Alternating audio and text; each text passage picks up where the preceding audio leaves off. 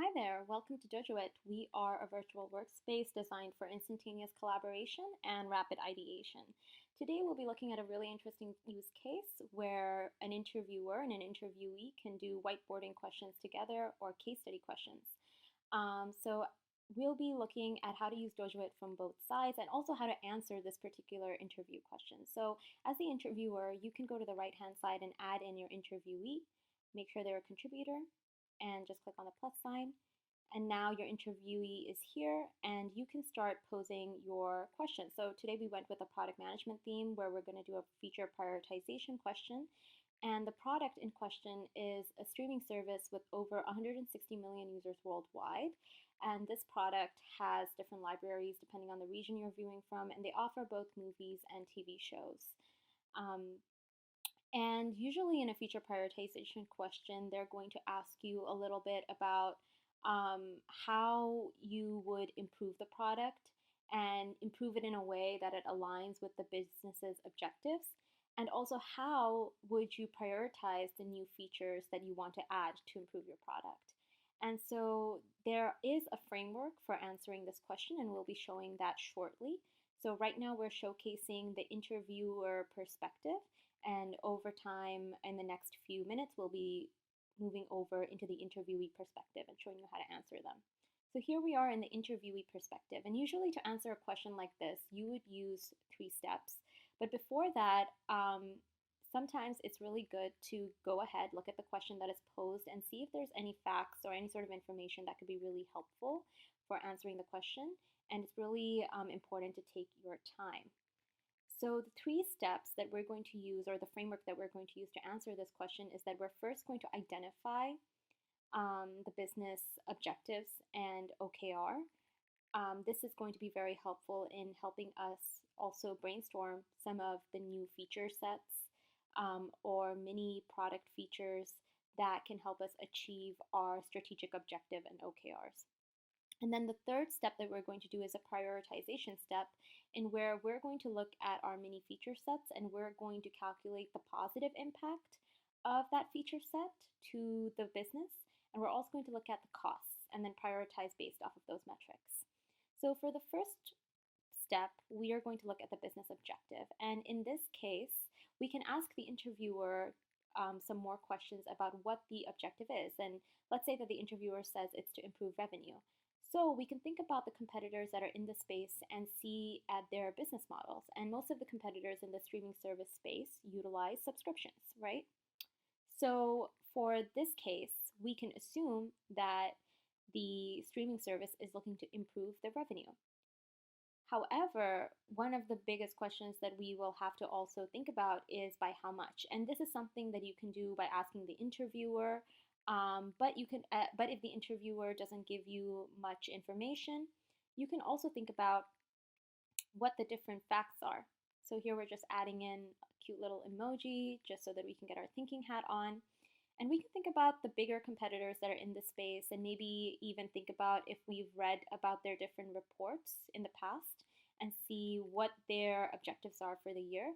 So let's assume that the biggest competitor in the space has a revenue objective of increasing 5% in the next 6 months. And let's say that because they're the largest competitor in the space with the largest market share, that is the benchmark. And so we're going to assume that for this streaming service, this is the same as well, that this streaming service is looking to improve their revenue, their subscription revenue, by 5% in the next 6 months. Now for the second step, we're just going to edit our little typo up here. We're going to brainstorm some mini features that align with this particular business objective. So for this question, we're going to brainstorm 2 mini feature sets. So let's go up back to the information that is provided to us. So we know that there are both movies and TVs, and we also know that right now we're in a pandemic. So there is something that there is a solution that we can think about there. So in the pandemic, most people are isolated, many families are living apart now, and they probably want more connection. People can't go to the movies. So one of the newer product offerings that that the streaming service can provide is that people can watch a show or a movie together remotely. And this is a feature that can be accessible at a higher subscription tier. That way, people who want this feature will have to sign up for a higher subscription tier, and as a result, the revenue for the company can increase. We can also add in some paradigms that are having a lot of success in this sphere. So one of them, if you don't know, is Teleparty, which is a Chrome extension that helps users um, watch shows and movies together remotely. And maybe this is a way that the streaming service can leverage an existing platform. So this one particularly works well with Netflix, and the way that it works is that everyone needs to have a Netflix account. So maybe this is something that we can also assume for our particular streaming service, is that if we implement a similar solution, or we integrate with this solution, then everyone would need a streaming service account, and more users would join at a higher subscription tier, so they would have a greater revenue. For the second feature set, we're going to look at the fact that there are different libraries of content available for people living in different regions, and that there are 160 million users worldwide. So I'm sure that there must be users in Japan who probably want to look at some Brazilian shows, or maybe some users in South Africa who'd probably be interested in K-dramas, right? So one of the new offerings that we can offer at a higher subscription tier is access to other regions' libraries.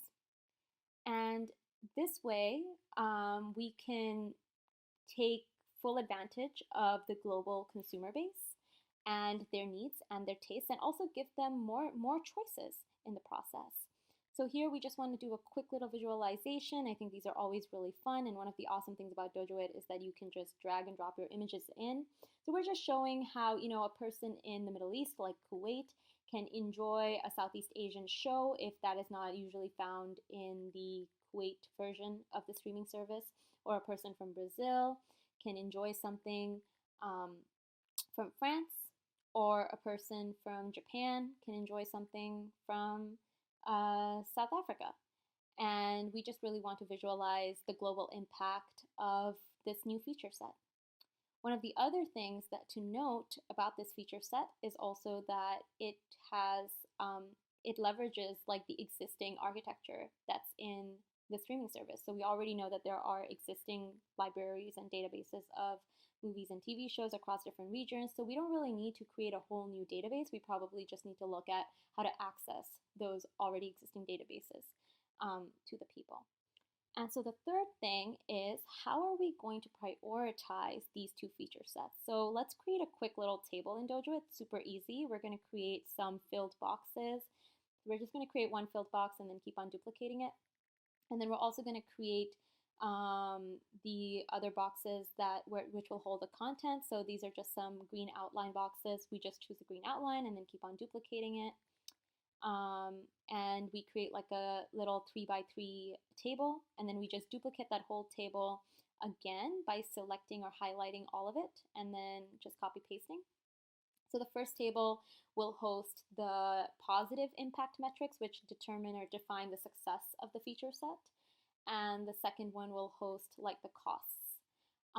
So for both of these feature sets, we decided to look at the same metrics. For the positive impact metrics, we decided to look at the frequency of use, which is the number of times a particular feature set has been used within a time frame. So in this case, we're looking at a week.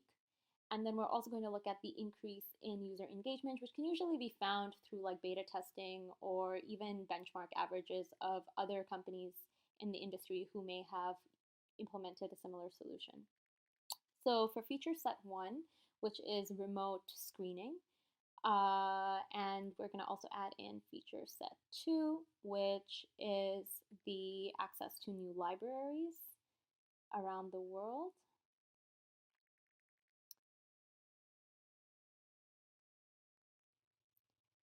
And then we're just going to copy paste everything onto the other table, just so it's all there and ready for us.